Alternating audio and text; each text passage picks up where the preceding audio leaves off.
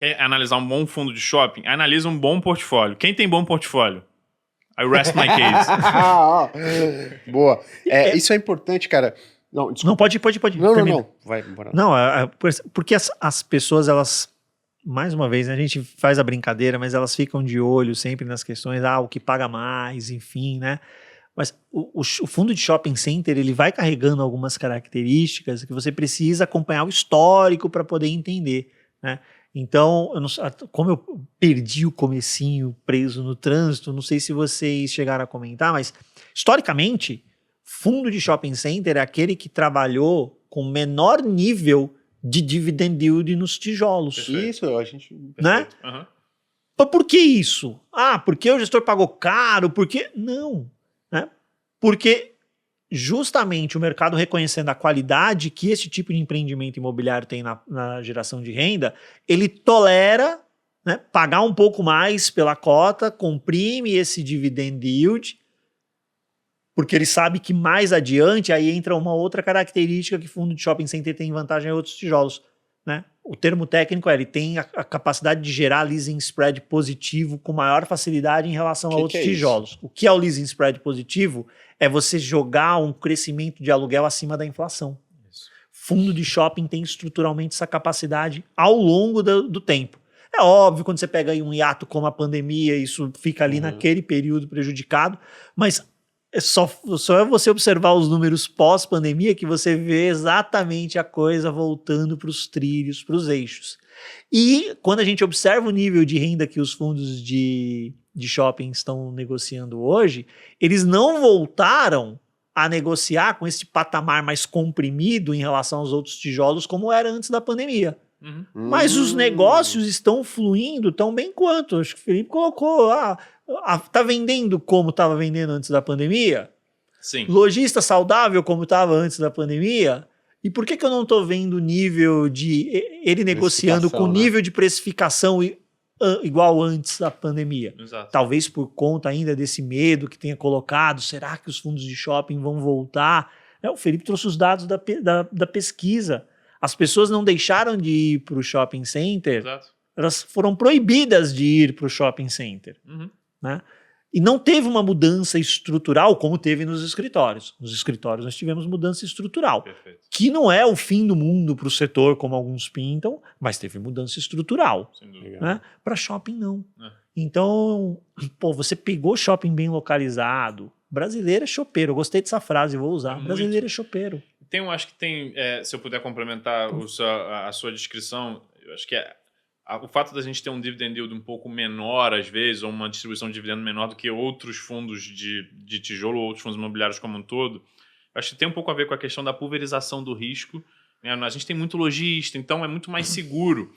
Assim, se você tem um fundo de galpão que tem 3 galpões, se um locatário sai, vai cair 1/3, grosso modo, vai cair 1/3 do dividend yield do cara. Se a gente perde 10% da nossa ocupação, o impacto vai estar longe de ser igual, entendeu? Então, e nunca a gente vai perder 10% da nossa ocupação, que a gente está falando 300 lojistas saírem de um mês para o outro. Não existe isso. Esse era o número que eu ia trazer. Você vai ver um fundo de escritório ter 10% de vacância. Exato. Você verá um fundo de logística ter 10% de vacância. Vai ter. Shopping vai ser muito difícil você ver um fundo de shopping center com 10% de vacância, mas muito difícil mesmo. Porque é muito pulverizado. E tem uma outra coisa, que é a história da reavaliação patrimonial. O fundo de shopping, ele não tem só o dividend yield, ele tem o ganho de capital. É isso que eu ia entrar nesse ponto. Ele tem potencial de ganho de capital com o fundo imobiliário de shopping? Todos os fundos de shopping têm. Vocês estão entregando um ganho de capital aí para os clientes nos últimos anos? Definitivamente. Então, se você, por exemplo, você pega a questão... um exercício simples. Brasil indo tranquilo, tudo indo bem no Brasil. Vamos fazer um laudo de avaliação de um galpão que fica aqui em Cajamar. Um ano, legal. No outro ano, o que mudou? Nada, é o mesmo contrato. O contrato tem um ano a menos, beleza. O valor não vai mudar tanto daquele imóvel. Shopping, você tem o macro da região, as vendas aumentaram, você conseguiu trazer lojistas bons para aquele shopping.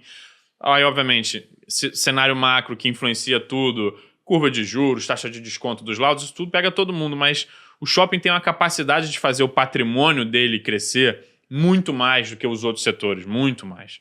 Então, a gente tem conseguido entregar consistentemente um aumento do valor patrimonial dos ativos, dos imóveis, né? Consequentemente do fundo, da cota patrimonial do fundo, que tem se transformado também em crescimento do valor da cota, dando o ganho de capital para o nosso cotista.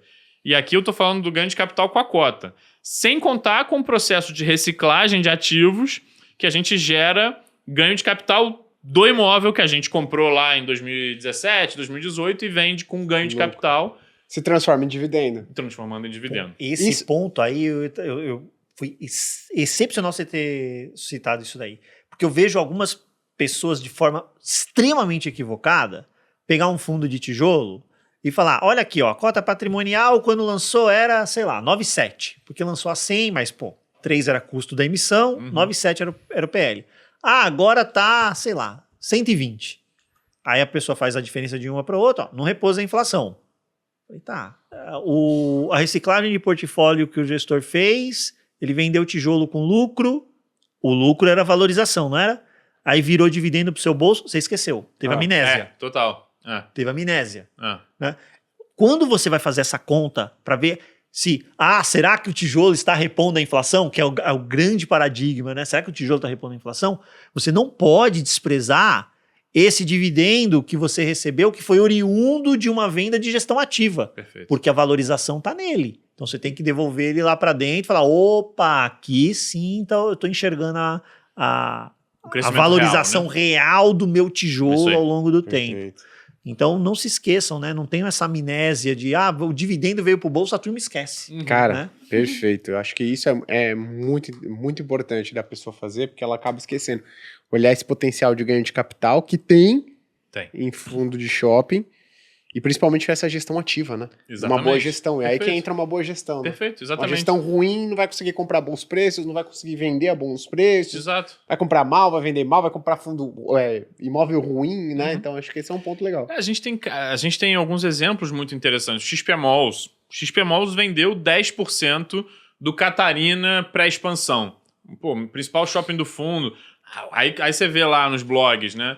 Ih, os caras estão queimando o melhor shopping deles, estão desesperados. A gente pagou 50, vendeu a 100, entendeu? Um retorno gigantesco. A diferença, esses 50, da diferença de 100 menos 50, é dividendo.